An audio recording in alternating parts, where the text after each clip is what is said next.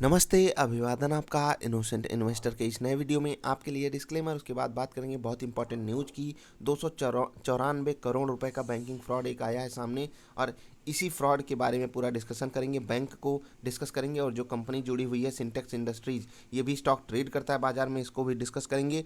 सबसे पहले बता दें 294 करोड़ रुपए का फ्रॉड हुआ है बैंक में। ठीक, ऐसा बैंक ने इस डॉक्यूमेंट में कहा है जो कि एक्सचेंजेस को देने होते हैं। आरबीआई को ये नोटिस इन्होंने दी हुई है।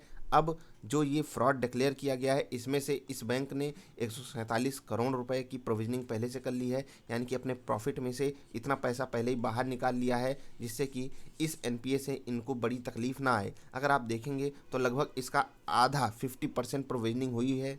अब बड़ी बात यह है कि ये जो एनपीए था इसको फ्रॉड घोषित किया गया है। अब ये नहीं पता कि कौन इसमें मिला हुआ था, किस तरीके का फ्रॉड हो गया, लेकिन एग्जैक्टली हमारे सामने डेटा आ चुका है कि 300 करोड़ रुपए, जो कि बहुत बहुत बहुत बड़ा अमाउंट है इस छोटे से बैंक के लिए। बैंक का नाम है पीएसबी। पीएसबी का मतलब Punjab and Sind bank, public sector bank मत समझ लीजिएगा। अभी ये 13 रुपये पे ट्रेड कर रहा है। 13 रुपये का बैंक और 300 करोड़ का फ्रॉड।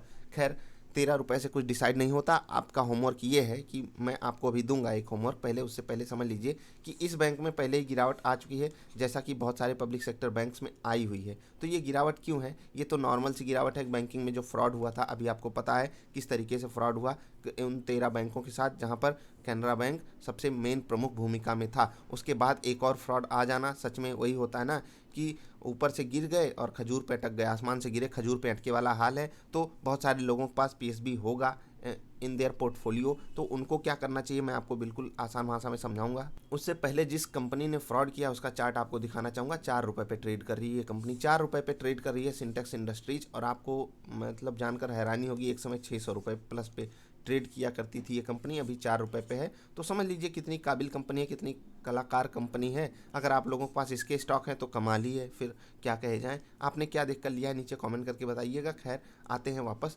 पीएसबी पे। आपको क्या करना चाहिए, देखिए, आपने अगर देखा होगा तो अगर आप थोड़ा सा पीछे जाएंगे तो बहुत बड़ा सपोर्ट है जिस लेवल पे अभी ये खड़ा है, यानी कि यहाँ से बड़ी गिरावट तो नहीं दिखती है। क्यों? क्योंकि ये जो लेवल है बहुत बड़ा क्रूशियल सपोर्ट है इसके लिए। यहाँ पर देखिए जैसे नीचे गया तुरंत बाइंग आ गई, क्योंकि इसके नीचे बायर्स आपको मिलने वाले हैं। अभी कोरोना का लो अगर आप देखेंगे लगभग लगभग 10-11 रुपए का है, और वहाँ भी बहुत बड़ा सपोर्ट अवेलेबल है। यानी कि नीचे जहाँ से ऊपर गिर चुका है, अगर आपके पास ऊपर का रेट है तो इग्नोर कर दीजिए, क्योंकि नीचे के लेवल पे हर लेवल पे बायर्स आपको मिलने वाले हैं according to me, according to chart. अब ये चार्ट कह रहा है, लेकिन क्या ये फ्रॉड इतना बड़ा है कि इस बैंक को और गिरा सकता है? तो पहली चीज़ बता दूं, ये सरकारी बैंक है। अब सरकारी बैंक है तो इसको ज़्यादा दिक्कत आएगी नहीं। क्यों नहीं आएगी? क्योंकि वही वाला हाल है कि आप नहीं जानते हमारा बाप कौन है, तो बिल्कुल ये बैंक भी कह सकता है हमारा बाप कौन है। खैर, आगे बढ़ते हैं। एक्सप्लेनेशन अब जो होगा वो बहुत ज़रूरी है। अगर आप ये 12-13 रुपए का स्टॉक लेकर रखे हुए हैं तो आपको क्या करना चाहिए, मैं बहुत ही आसान भाषा में समझाऊंगा। देखिए, आपको होल्ड वाली स्ट्रैटेजी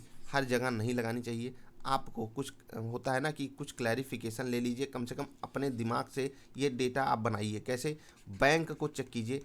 बैंक का पहली चीज़ आप प्रॉफिट चेक कर लीजिए। आपके बैंक ने प्रॉफिट पिछले 3 क्वार्टर में, पिछले 3 क्वार्टर का मतलब है पिछले 9 महीने में, 9 महीने में कितना प्रॉफिट कमाया है, और उस बैंक का एनपीए कितना है। ठीक, एनपीए ले लीजिए। जैसे मान लेते हैं 3 महीने में उसने 500 करोड़ कमाया और उनका 250 करोड़ का एनपीए है, तो ये बैंक अच्छा होगा या जिसका 125 करोड़ का एनपीए है वो बैंक अच्छा होगा? ऑफकोर्स सी बात है, ये बैंक अच्छा होगा। लेकिन एक और चीज़ देखनी है, प्रोविजनिंग, यानी कि इस एनपीए के खिलाफ वो कितना सख्त एक्शन लिए हुए हैं। प्रोविजनिंग आपको देखनी है। प्रोविजनिंग कैसे?